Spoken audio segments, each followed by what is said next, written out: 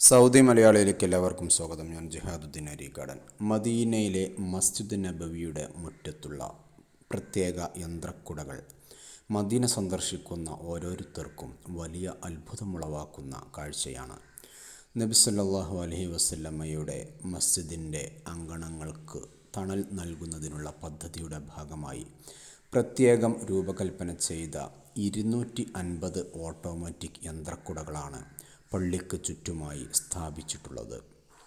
പ്രവാചകരുടെ പള്ളി സന്ദർശിക്കുന്നവർക്ക് ആശ്വാസവും സമാധാനവും നൽകുക, വിശ്വാസികളെ ചൂടിൽ നിന്നും സൂര്യപ്രകാശത്തിൽ നിന്നും മഴയിൽ വഴുതി വീഴുന്നതിൽ നിന്നും മറ്റും സംരക്ഷിക്കുക എന്നിവയെല്ലാമാണ് ഈ പദ്ധതിയുടെ ലക്ഷ്യം.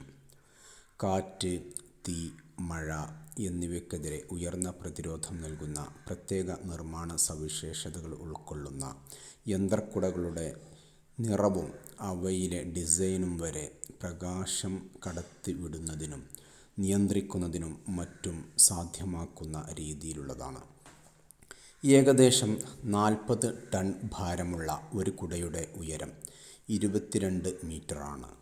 ഒരു കുട തുറക്കുമ്പോൾ 22.5 × 25.5 മീറ്റർ വ്യാസം ആണ് ഉണ്ടാകുക.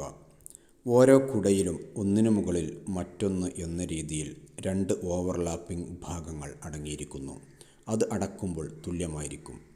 സൂര്യോദയത്തോടെ കുട തുറക്കാനും സൂര്യാസ്തമയത്തിന് മുമ്പ് അടയ്ക്കാനും ഒരു ഓട്ടോമേറ്റഡ് സംവിധാനം ഉപയോഗിച്ച് ഇത് പ്രവർത്തിക്കുന്നു.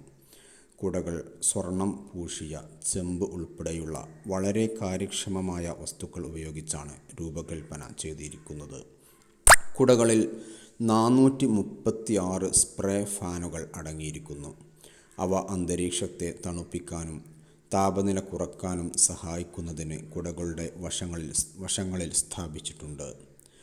കുടകളിൽ 1000-ലധികം ലൈറ്റിംഗ് യൂണിറ്റുകളുടെ സാന്നിധ്യത്തിനു പുറമെ ഒരു കുടയുടെ ചുറ്റളവിൽ 900-ലധികം പേർക്ക് നിൽക്കാൻ സൗകര്യവുമുണ്ട്.